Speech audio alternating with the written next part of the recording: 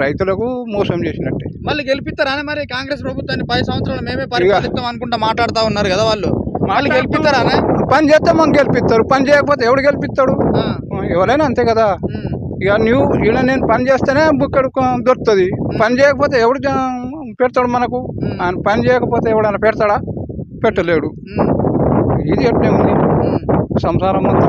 ఆయన వచ్చిన కాడ నుంచి ఈడు పెడతా అది ఇస్తా అని గెలిచిండు చెప్పుకుంటూనే పోతుండు, కానీ చేసేది ఏం లేదు. ఇట్లా ఉంది వాని పరిస్థితి, ఆలోచన అట్లా ఉంది.